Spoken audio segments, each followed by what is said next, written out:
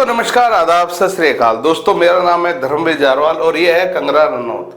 दोस्तों आप सभी जानते हैं कंगना एक बॉलीवुड एक्ट्रेस है, उसके साथ साथ में अब ये एक सांसद भी बन गई है, नेता भी बन गई है। और कंगना रनौत हमेशा शुरू से लेके आज तक अपनी बड़बोली के चलते विवादों में रहती है। हमेशा वो कुछ ना कुछ ऐसा बोल देती है जिसकी वजह से विवाद हो जाता है। अभी 2 दिन पहले उनका एक बयान आया था जिसके बाद ऐसा विवाद खड़ा हो गया जो मुझे लगता है कि बिना सर पैर का है। जब से कंगना ने ये बयान दिया तब से लेके अब तक तमाम कांग्रेसी नेता हैं, तमाम दूसरे जो दल हैं, हमारे राजनीतिक दल हैं, वो सभी कंगना के पीछे पड़ गए। यहाँ तक कि भारतीय जनता पार्टी ने भी उनसे अपना हाथ खींच लिया। ऐसा क्या बयान दिया था उन्होंने, हम आपको सुनाते हैं। उन्होंने ये कहा, तो जो बांग्लादेश में हुआ ना, वो यहाँ होते हुए भी देर नहीं लगनी थी। अगर हमारे इतने शीर्ष नेतृत्व जो हमारे इतने सशक्त नहीं होते, यहाँ पे जो फार्मर्स प्रोटेस्ट हुए, वहां पे लाशें लटकी थी, वहां पे रेप हो रहे थे। और जब वो किसानों के हितकारी बिल जो वापस लिए गए थे, तो पूरा देश जो है वो चौंक गया था। और वो किसान आज भी वहां बैठे हुए, उन्होंने कभी सोचा ही नहीं ये बिल वापस होगा। वो बड़ी लंबी प्लानिंग थी जैसे बांग्लादेश में हुई है। तो इस तरह के षड्यंत्र, और आपको क्या लगता है, किसानों, चाइना, अमेरिका, इस तरह की जो विदेशी जो शक्तियां हैं वो यहाँ काम कर रही हैं। और ये फिल्मी लोग हैं, इनको लगता है कि इनकी दुकान चलती रहेगी अगर देश चाहे जाए भाड़ में। ऐसा नहीं होता है। देश अगर भाड़ में जाएगा तो आप भी साथ में भाड़ में जाएंगे। ये बात जो है इनको रोज रिमाइंड करानी चाहिए। पर खैर, जितनी इनकी बुद्धि है उतनी इनकी करतूतें भी हैं। तो दोस्तों ये बयान कंगना ने दिया था और इस बयान में उसने सिंपल सी 2-3 बातें बोली है। उसने बोला था कि जब किसान आंदोलन हुए थे, उस आंदोलन के अंदर रेप की घटनाएं हुई थी, महिलाओं के साथ रेप किए गए थे, लाशें टांगी गई थी और विदेशों से फंडिंग वहां पे आई थी। अब दोस्तों मेरा सवाल इसमें सिर्फ केवल एक यही है, और खासतौर से सवाल कांग्रेस के उन तमाम नेताओं से, मैं उनसे सभी से ये पूछना चाहता हूं कि मुझे सिर्फ ये बताया जाए कि कंगना ने ऐसा क्या गलत कहा है। भारतीय जनता पार्टी जिसने कंगना से अपना पूरा हाथ पीछे कर लिया, आज उन्होंने कंगना को बिल्कुल अकेला छोड़ दिया है। मैं उस भारतीय जनता पार्टी से भी ये पूछना चाहता हूं कि कंगना ने ऐसा क्या गलत कहा है। दोस्तों जब किसान आंदोलन हुए थे तब महिलाओं के साथ रेप हुए थे। ये घटनाएं बकायदा अखबार में भी आई थी और तमाम टीवी चैनल्स पे ये घटना दिखाई गई थी और बकायदा ये सभी न्यूज़पेपरों में छपी हुई थी। आप सभी को याद होगा, कुछ जो निहंग सिख थे उन्होंने एक बेअदबी के चलते एक युवक को मार के वहां पे टांग दिया था बॉर्डर पे। ये घटना भी सभी अखबारों में छपी थी, सभी टीवी चैनल्स में आई थी।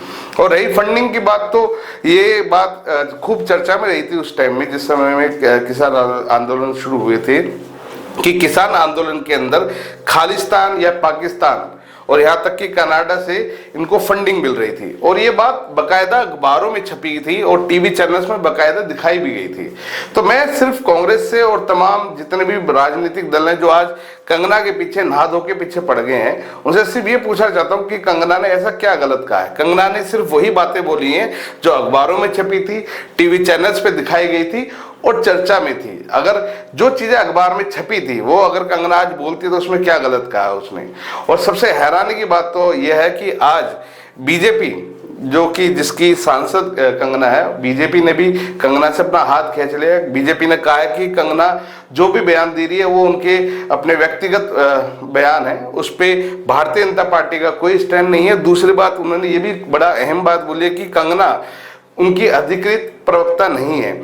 तो अगर वो कुछ कहती है तो उनका पर्सनल बयान है, उसका पार्टी से या बीजेपी से लेने देना कोई नहीं है। यहाँ तक कि उन्होंने कंगना को नसीहत तक दे दी है, नसीहत तो नहीं बल्कि मैं ये कहूँगा सीधे तौर पर एक ऑर्डर दे दिया है कि वो कुछ भी उल जुलूल बोलने से पहले बचें और बल्कि में मीडिया के सामने किसी भी तरह का कोई बयान ना दें। तो कहीं ना कहीं ये कंगना के जो उनको दबाया जा रहा है, उनकी वो एक नेता है, एक क्षेत्र की सांसद हैं और उनको बकायदा भारतीय जनता पार्टी ने पूरी तरीके से मौन कर दिया कि वो चुप रहे। दोस्तों इस मुद्दे को कांग्रेस बहुत तेजी से उठा रही है। सुप्रिया श्रीनेत ने तो, कांग्रेस की जो ये नेता हैं, इन प्रवक्ता भी हैं, और इन्होंने तो कंगना को माफी मांगने तक के लिए कह दिया। इन्होंने ये तक कहा है कि कंगना बकायदा कान पकड़ के माफी मांगे और अपना बयान वापस ले। यहाँ तक कि वो तो अब ये डिमांड तक करने लग गई है कि कंगना को भारतीय जनता पार्टी से निकाल दिया जाए, उनकी सांसदी छीन ली जाए। बीजेपी की सांसद कंगना रनावत का कहना है कि इस देश के किसान जो अपने हक के लिए, अपने अधिकारों के लिए लड़ रहे थे, प्रदर्शन कर रहे थे, वो असल में बलात्कारी और हत्यारे हैं। इस बात को कहने के बाद बीजेपी बिल्कुल चुप है, सरकार कन्नी काटने की कोशिश कर रही है। लेकिन आज बीजेपी को और सरकार को यह साफ करना पड़ेगा कि क्या यह कंगना रनावत की राय है या यही सरकार का मत भी है। सरकार बच के निकल नहीं सकती है, नरेंद्र मोदी चुप नहीं रह सकते। क्या आपको भी लगता है कि इस देश के अन्नदाता, इस देश के किसान हत्यारे और बलात्कारी हैं?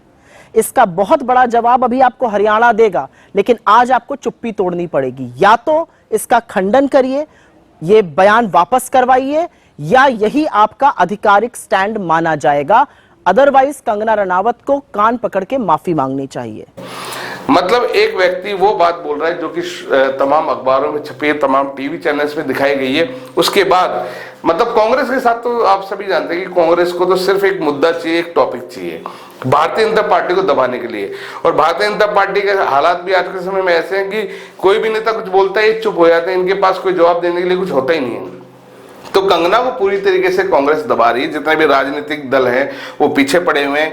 कोई इनका पुतला फूंकने के लिए रैली निकाल रहा है, तो कोई इनका इस्तीफा मांग रहा है। सुप्रिया श्रीनेत कह रहे हैं कि उनको कान पकड़ के माफी मांगनी चाहिए।